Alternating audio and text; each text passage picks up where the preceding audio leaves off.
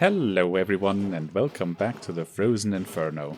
The power plant we built last episode is still slowly ramping up and will soon reach its maximum capacity once the water cycles through the geothermal heat pump a couple more times. When we reach that threshold, I'm gonna come back to this and explain why I chose to run the setup as it is, because there were some questions regarding this topic. In this episode, however, we want to tap into the power we generate, because currently we are just, leaking it into oblivion and don't get much use out of it. And for that we are going to have to prepare a wire run all the way to the base. And while we prepare this wire run, I thought to myself it might also be a good idea to give the base a little bit of a makeover and prepare things like atmosuit docks and a little bit of temperature control as well. To get us started, I'm going to prepare a ladder run all the way to the outlet of the power plant. And that way we also have enough space for the wire to run all the way to the top of our base. Now I'm not going to deal with the obsidian over here just yet and instead build around it, because my dupes are not wearing atmosuits yet and that's just too much trouble that we can avoid by just taking a little bit of a detour right there. The next thing we need to keep in mind is the ethanol tank we have made for ourselves here. We do need to move the liquid over to the side so we can actually have a pathway through here. And the last thing is some hydrogen that might actually end up in our base, but actually I'm not too worried about that, because even if it gets expelled into the base, it will eventually just accumulate up here like the hydrogen bubbles over here do.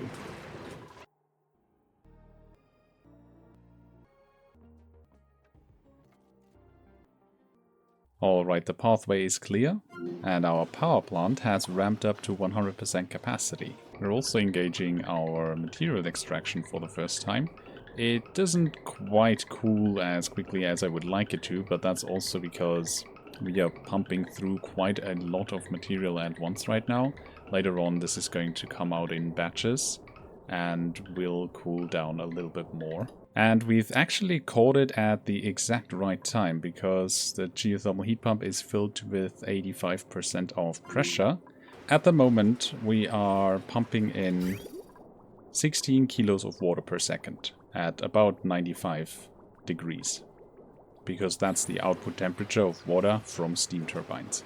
Inputting 16 kilos of water per second almost synchronizes the geothermal heat pump with the output speed of the geovent, which means this gets filled, and at that point the geovent has released all its contents and is ready to accept the input liquid we just filled the geothermal heat pump with. If we don't fill this with 16 kilos per second and instead only fill it with 8 and redirect the water from these 4 steam turbines back into the steam chamber, what will happen is the geothermal heat pump will fill slower and the geovent will already have output all its contents by the time it is filled back up, which means there's a period of time where we don't release any more hot steam into the chamber and instead just recycle it with those 5 turbines.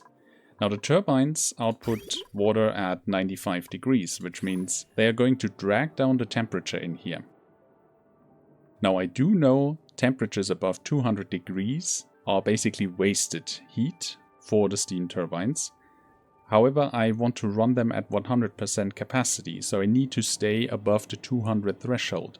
If I fill in all the water from those 5 turbines into the steam room, they will drag down the temperature to below 200 degrees. And the only way to raise the temperature again is via the geovent.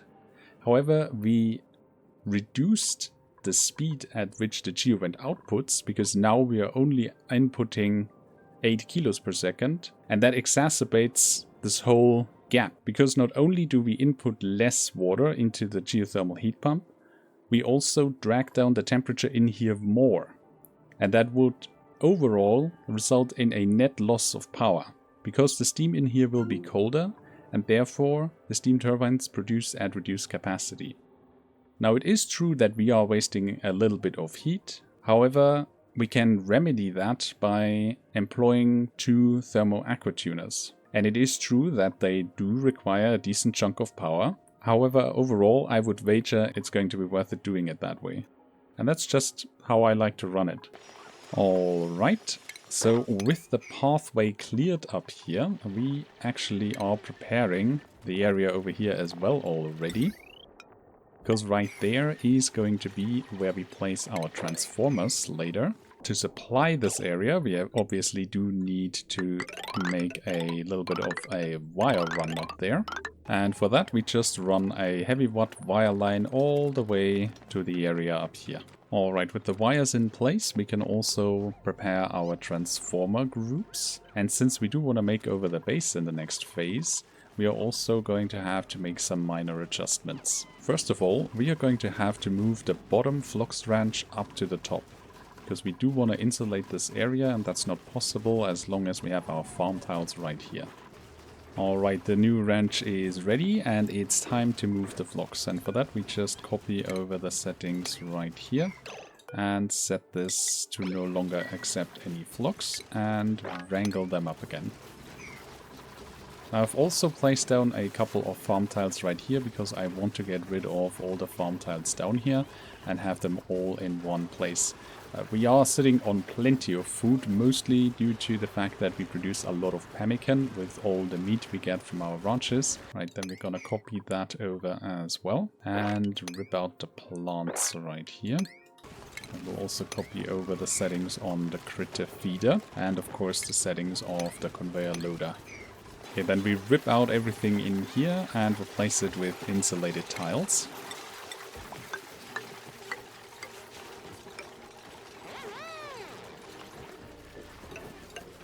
Our igneous rock supplies are running low again, so I'll quickly come in here and demolish this area.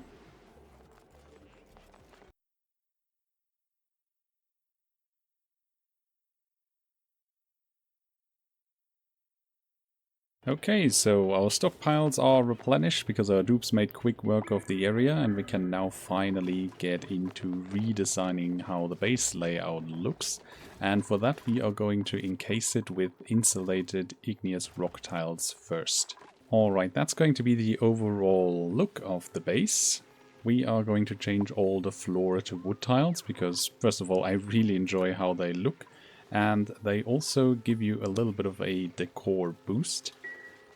On the outside, we are going to insulate the base with insulated igneous rock tiles, because in the next step we want to temperature control the core of our base, so we can also include new luxury items, like for instance a better bathroom. Because at the moment it's way too cold in here to run any water pipes, and we are going to change that up.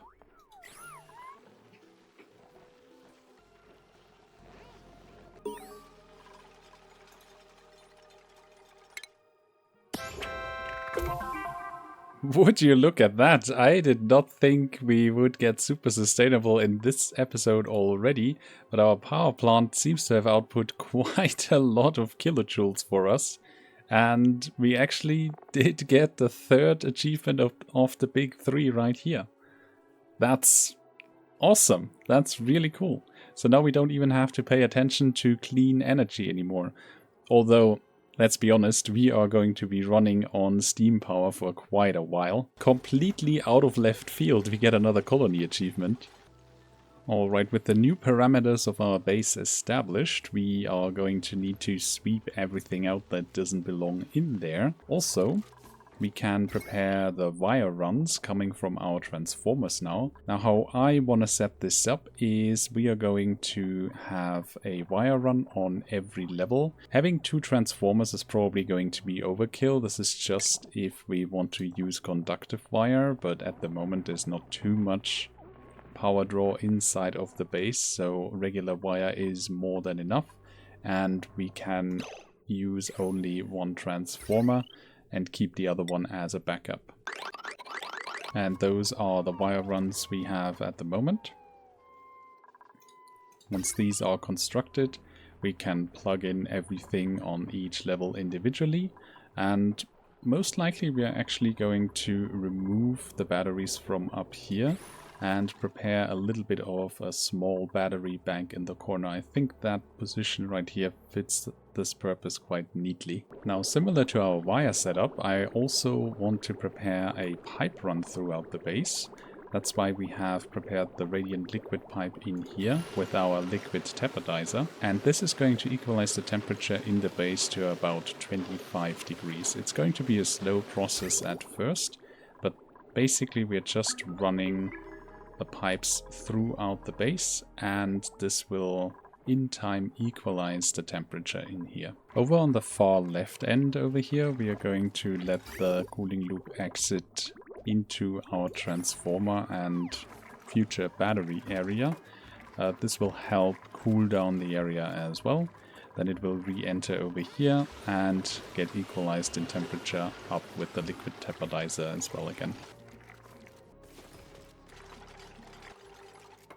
Alright, the cooling loop is finished as well. This part of the loop we are only going to plug in once it becomes relevant, because at the moment there's still plenty of chill over in this area and we don't actually need to cool it separately just yet. With everything in place now, we can start hooking up our power from the geothermal power plant, and all we need to do for that is hook up all the wires that we've prepared previously.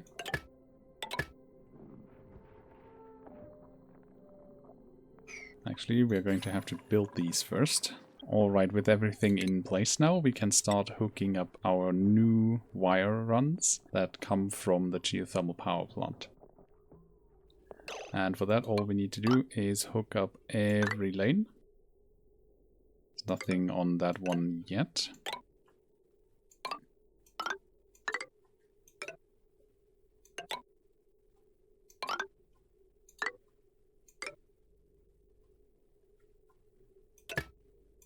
And then obviously we have to disconnect all the wires that are not needed together any longer. Otherwise we get some short circuits, and we do want to avoid that if possible. There we go. This one's powering some part in the back of here, so we are still going to keep that hooked up. But now the main part of the base is actually running on our geothermal power plant. Gonna prepare another wire run here, and we'll probably end up moving that area anyway. Alright, and that is going to be all the wires connected as well now. So we officially are run on the geothermal power plant now, which is holding up great, by the way. The steam is equalizing at just above 200 degrees, a little bit hotter up here, and we get the full 850 watts per steam turbine. Now, to give us a little bit of a buffer, we also want to hook up the batteries right there. We'll see if we have to enlarge this area, and at a later point we're probably also going to have to cool it down separately, but for that we already prepared our pipe runs. And here comes the juice. Let's check the power lines. Right here we are a little bit over 1500 because we also deliver power to various buildings around the planet. 300 right here, 435 right here, 140, 1510 right here. That's because it's also hooked up to a couple of things down at the bottom of the map. Right here we are sitting at 60 and 1560 for this one as well, because we have some automation and the exosuit forge hooked up. But for the most part, the base is going to run absolutely fluidly. Alright, with the remodeling of the base almost completed, we can also start putting in some flavor items. For now we're just gonna hang up a couple of paintings, and those newly added wood blocks right there look quite nice as well. Maybe we'll add a couple in the kitchen over here actually as well. Just a few spread out in the area. Now this is by no means a decor shower design. This is just to get us started and to make the base look a little bit more lively. Obviously it will have the advantage of spreading a little bit more decor than what we already had, which in turn will give us the possibility of assigning more skill points to the dupes, because their morale is going to end up higher as well. And Camille over here is already hard at work, designing a wood block with a paint gun. Huh. Wow, beautiful. I mean, how can you not appreciate such fine craftsmanship? And with our first painting, we also get another colony achievement, Art Underground. What the hell is even that? Wool rump.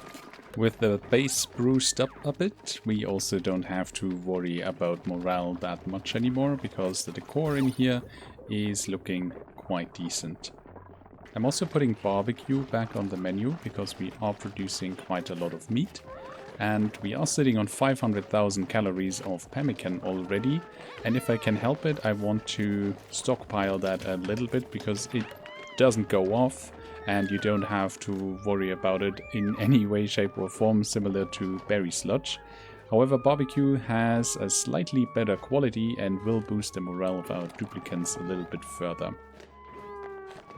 While we are on the topic of decorating, I also want to take a look at the new blueprints we got.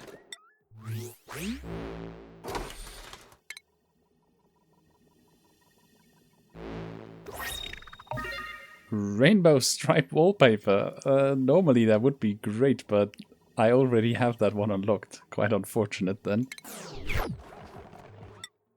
Second one. Hey, there we go. Pastel green. That's one I didn't unlock previously.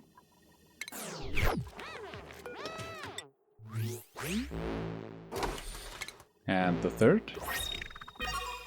Ick yellow lavatory. I mean, that's perfect timing, because soon we are going to switch to lavatories and then we have a skin for that. Also, they've included a couple of new picture designs as well. Right here you see a woodsman with his trusty old flocks. Looks quite nice. Now, in order to truly complete the redesigning process of our core base, we are going to need an exit that will include liquid locks as well as atmosuits, so our dupes can face all the dangers of the environment outside and have a nice and easy going time inside of the base. Now, we've already crafted 4 atmosuits from our previous build, so we only need another 8 to fill the whole row. And over here we are going to set down a couple of blobs of crude oil in order to create an artificial liquid lock there. Now, I know using naphtha would be a lot better for this purpose, but it's not a high value liquid lock per se, because it just needs to keep the temperatures from in here and out there separate. Obviously, keeping out the gases would also be nice, but it's not the end of the world if this ends up breaking. With the mini gas pump, we can vacuum this slot in the middle, and that way we have our liquid lock ready. Now, I also know that we could remove those insulated tiles on the side and have just a blob sitting there. I just feel more comfortable if there are a couple of tiles surrounding the crude oil. That way it doesn't get pushed out of the way by any gases when we load the game again. There we go, we've achieved a vacuum right there, so we can remove this part again. Then we're gonna wait to fill up all the atmosuit docks and we can close off the base for good. Now, I also want to change the pipe run of our oxygen distribution slightly.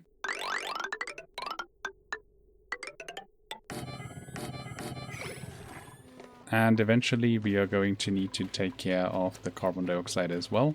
But before we install a carbon skimmer, for instance, we do need to get the temperature in here a little bit higher, otherwise the liquids in the pipe will freeze. Alright, with everything in place, we are going to close off the bottom and top of our base. Our dupe's core base will be inside of those 4 lanes. We are going to use the room over here for something different at some point as well. And we'll probably have to move around some of the items and buildings, but for the time being, we can operate in this way. The only exit is going to be over here, where we have our central ladder system, and to get to the upper part of the base, our dupes can re-enter here. Now, I do know this is not perfectly insulated, because we have the V-swords and an open area just here. However, they are going to cool down the area anyway, and it's mostly about raising the temperature slightly so we can install a couple of pipes. So as soon as we are at around 1, 2 to 3 degrees, we should be safe, and we can install some plumbing systems in the base as well. However, if we raise the temperature, we also need to keep in mind that we need a different solution for our food storage. Well, not for the pemmican, but for the barbecue. And for that, we'll also have to create an infinite food storage later down the line. Since the base is mostly insulated, I'm actually going to use the polluted water we've collected over here and use it as our cooling medium. I mean, who doesn't like sewage water keeping their home warm?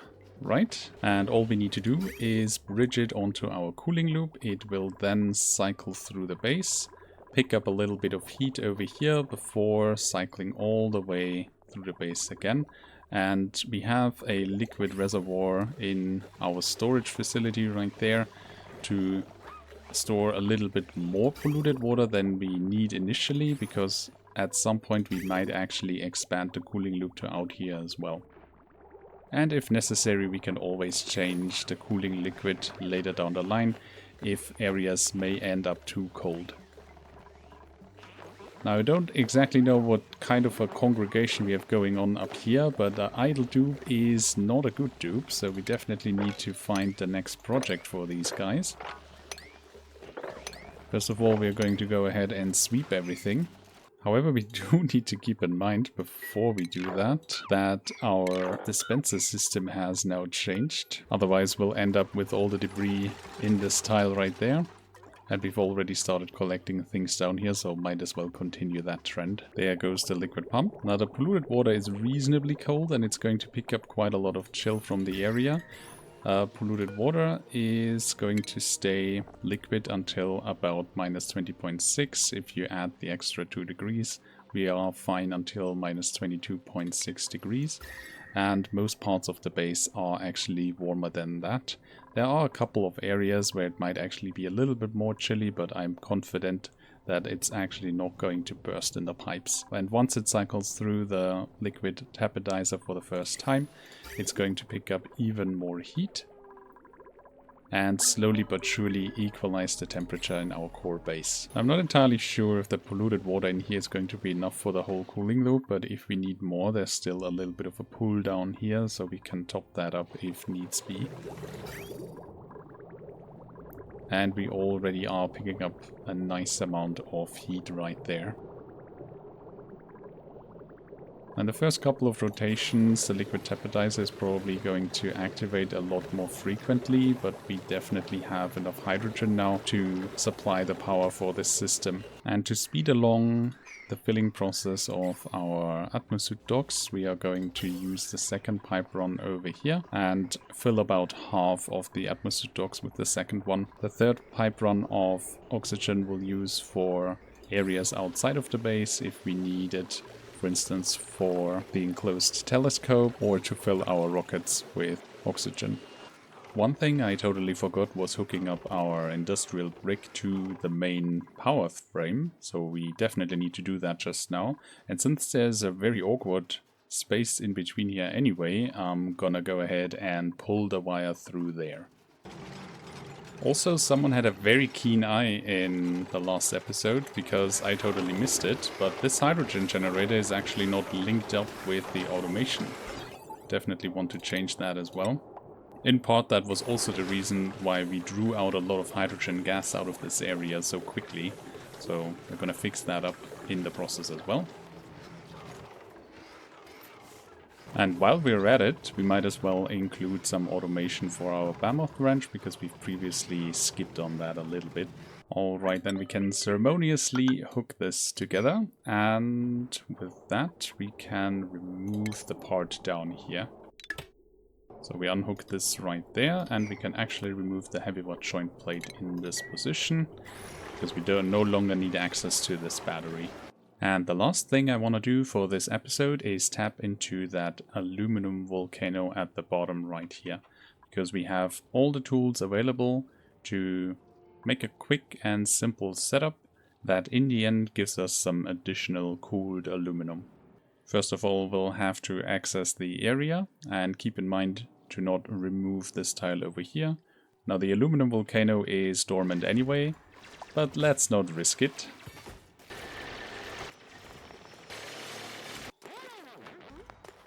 Now I'm actually gonna come in from the right side here, because this is a little bit awkward. If your room is only 3 tiles high, your dupes actually can't cross this area anymore if they are coming from the left.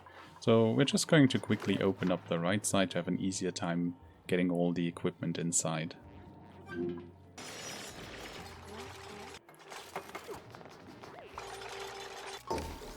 Alright, while the dupes are busy sweeping everything out in here, we can take a closer look at how the build is going to work. First of all the equipment in here will have to be made out of steel to avoid any overheat damage. The end of the steam chamber will be right here, which means the room itself is going to be 21 tiles right there, and another 4 tiles right here, for a total of 25 tiles in our steam chamber. Our liquid loop is going to cool down a couple of metal tiles over here, and our transformer and the steam turbine up here.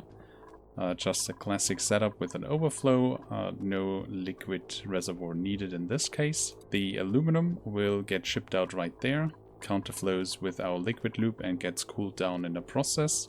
And I'm not sure if I'm gonna get away with it, but we'll layer a little bit of nectar right up here to cool down the steam turbine and transformer, and give the aluminum a little bit of extra chill on its way out. I'm not sure if it's going to work or if we have to adjust right here, but I think that's a nice way of giving it a little bit of extra cooling. Now I do want to keep access to this area just in case we need to perform maintenance or if we want to use geotuning down the line.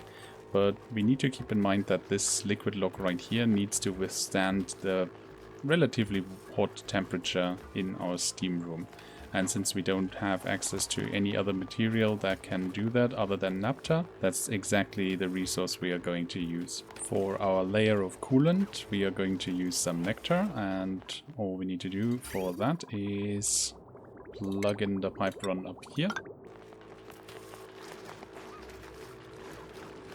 There we go. We are sitting at about 60 kilos of nectar to cool our steam turbine and transformer.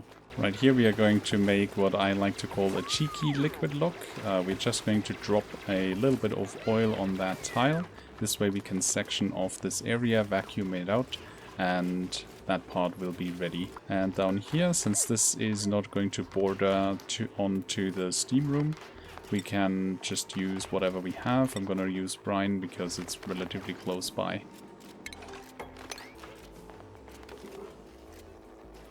And there it goes. 311 grams are sitting there still. Then we can open up this tile again.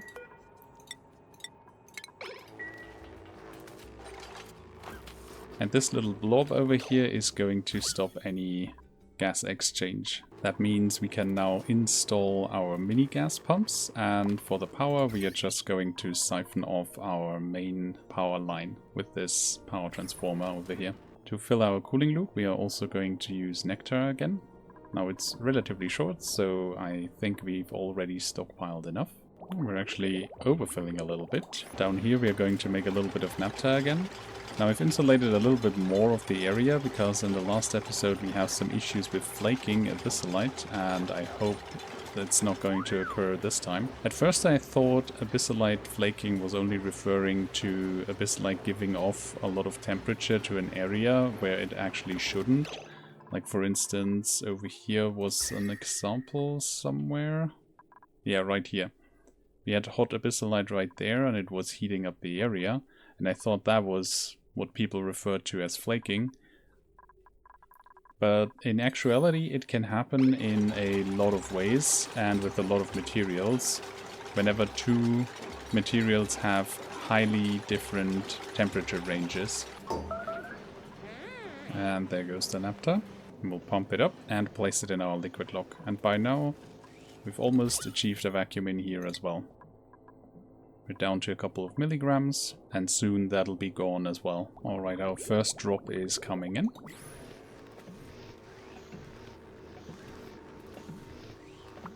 There we go.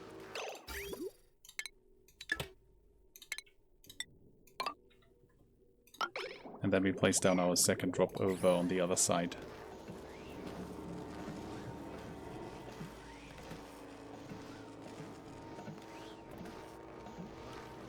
And there it is. Now, normally, if we go to the liquid tab, normally this would be enough as a liquid lock because you have a vacuum in here that stops heat transfer. So you have your hot side over here and the outside of, well, the regular temperature over here. However, I don't really trust these speed locks with heavy duty stuff like keeping a steam chamber closed. I do want to have a kind of fail-safe area right here where we have another liquid lock that can catch the steam should anything fail in here. In 99.9 cases, there's not going to be anything wrong with this liquid lock right there. However, if something happens, we do have a fail-safe and still give us a little bit of time to address the problem. Now, Brian's obviously not going to hold up very long, but the mass we have in here is going to give us enough time to deal with any issues should they arise. We have gotten a vacuum by now, so it's time to rip out all the gas pump equipment again. Then we are going to prepare the first section over here and do a last sweep command to get all the debris out of the area. And before we can close everything off, we are going to need to fill the steam chamber with a little bit of water. And we still have our pool over here, so we are going to prepare a pipe run that leads all the way up there. Now, we've already established that our steam chamber is going to be 25 tiles large. And I'm shooting for about 20 kilos of steam pressure per tile. And with some simple quick math, 25 times 20 is going to be 500 kilos of water that we need. And to help us measure this out a little bit easier, we're going to take a look at the bottom floor, which is 7 tiles. And we divide our 500 kilos that we input now by 7.